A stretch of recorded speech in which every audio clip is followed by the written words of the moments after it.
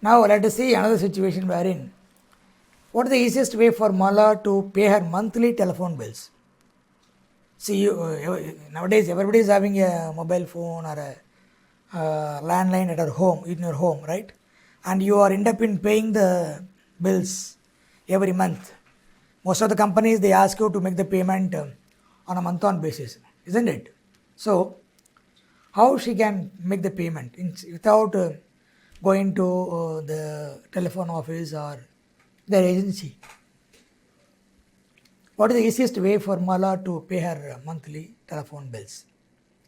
Shall we give instruction to the bank to pay the monthly telephone bill whenever she gets the information from the telephone company? So she can pass on the information and then the bank can make the payment to them correctly, isn't it? So what she can do?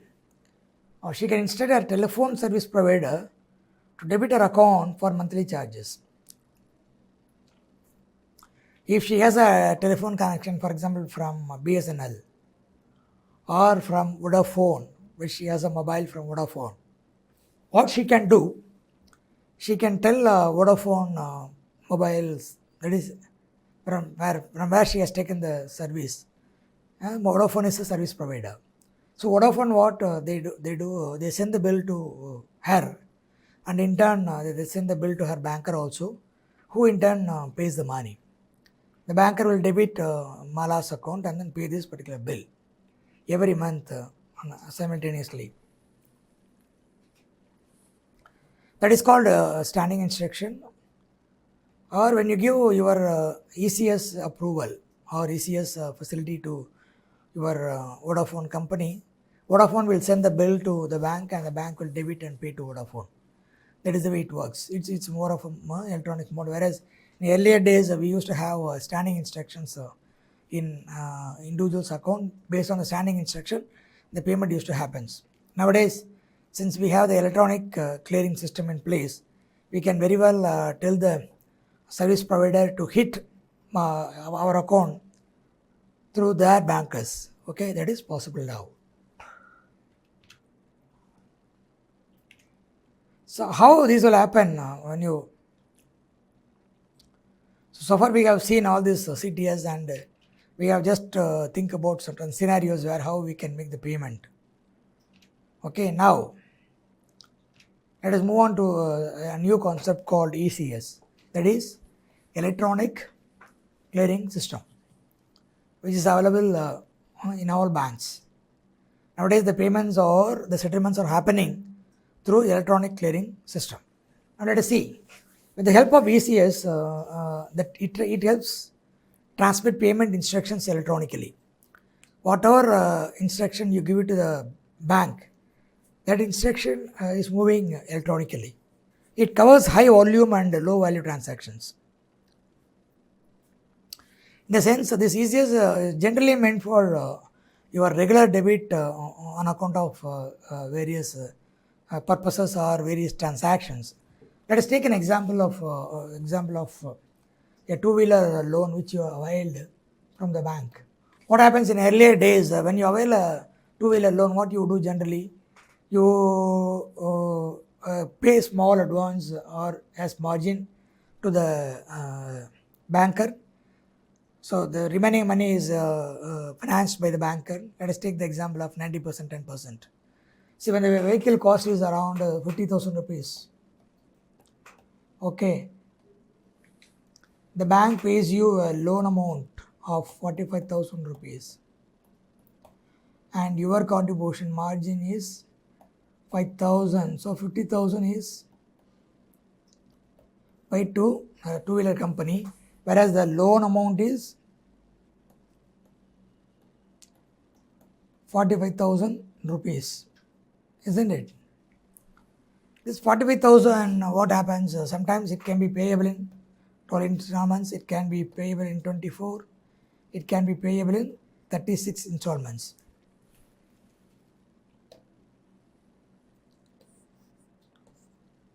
It is 12 months, 24 months, 36 months installments. Okay. So while we agree for 36 means we will take this 36 months installment. While agreeing for that I will repay this particular loan within 36 months. What you are doing? You are giving some check leave to the company who is financing this particular loan. So 36 check leaves you are giving with the amount this amount represents your principal plus interest, which is called nowadays EMI, which is what is EMI? EMI is basically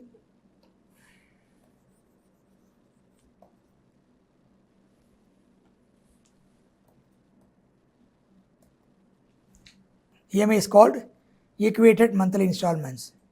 Since you have taken the money from the financier, let us take about you would have availed this particular loan from Bajaj Auto Finance. So Bajaj Auto Finance will give the loan amount as 45,000. You contribute 5,000 rupees and cost of the vehicle is around 40,000. So you take delivery of the vehicle and the first month you put your margin. So from next month onwards you have given checks, 36 check leaves you have given to the Bajaj Finance company. So every month Bajaj Finance note to submit one check leave into clearing so that the bank of the Bajaj Finance banker will send the check for collection and the check will come to your account. Your banker will debit your account and make the payment to Bajaj Finance. That is the way it works, it goes on. So once the 36 months period is over, your loan account is become nil and you can own the vehicle. So that the entire process is over. Now, after introduction of this ECS, what is happening? You are not giving any physical check to anybody. You are agreeing for the loan amount of 45,000 and you are simply signing a form called ECM mandatory form. Once you sign that form, what happens? This particular form has been given to the bank where you maintain an account.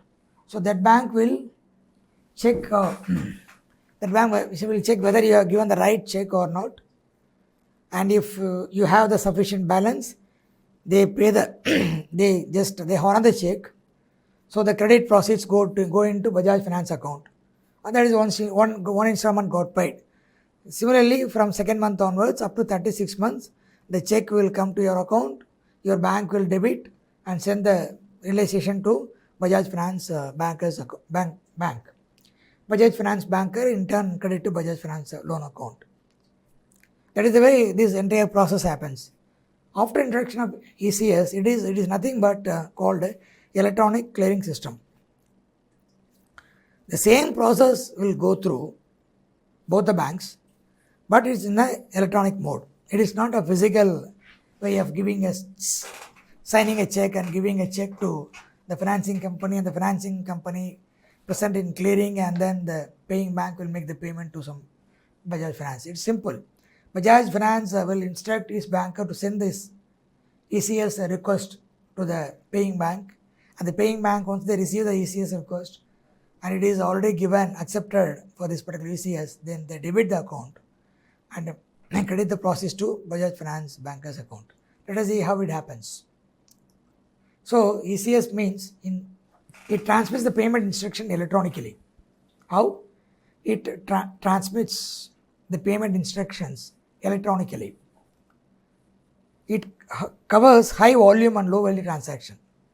Basically, this ECS is given for most of the time for your LIC premium, or maybe a repayment for a loan, or maybe your telephone bill, or maybe your credit card payment on month-on basis. Something like that for you generally give it, so that you allow these companies, maybe a telephone bill company, or maybe the credit card issuing bank, or maybe the insurance premium which is to be given to LIC, that is the LIC. All these companies will send the ECS request to this particular bank. So when they receive the ECS request from the customer's bank, so what the other bank will do, paying bank will do, paying bank will debit the concerned account and then remit the money. Here the paying bank is your bank. because you have to pay the money to telephone service provider, you have to make the payment to LIC, and you have to make the payment to maybe another company, maybe a finance company from where you have taken a two-wheeler loan. Understand? That is the way it works. And the ECS covers both the debit and credit. For example, what we have spoken so far about your debits into your account. What are the occasions where you get a credit into your account through ECS?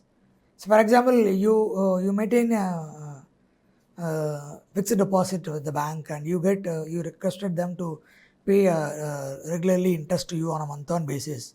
So you get the interest into your account. That can be through ECS. Or you would have kept some money in a different place in a different company. You get the interest amount every month. Similar to that, there is an ECS credit.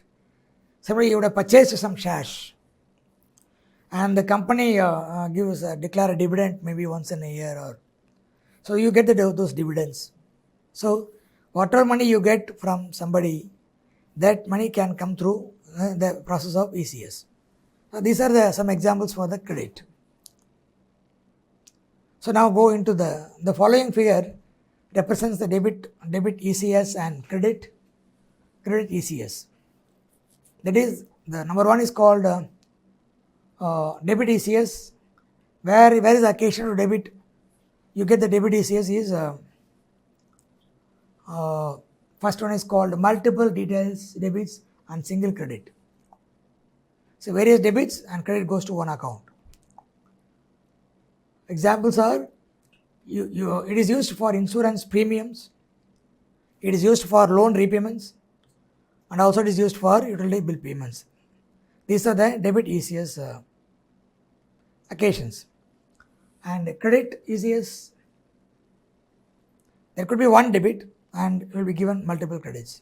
For example, a dividend has been declared by Tata Motors, and Tata Motors have to give money to its shareholders. So what will happen? Tata Motors will request his banker to debit their account.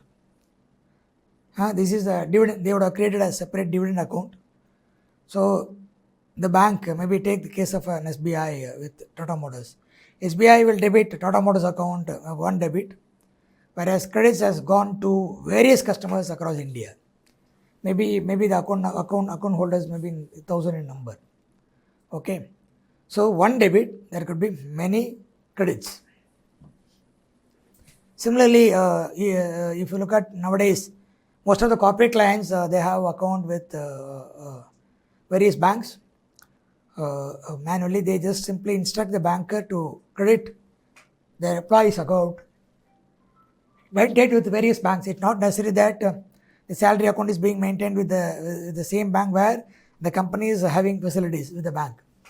So the employees can have accounts in different banks, and this Tata Motors can instruct their banker to debit their account for salary purpose and credit employees' accounts in different banks. There also it is one debit and various credits. So there it is credit ECS. What we saw earlier was a debit ECS. Okay, let's move on.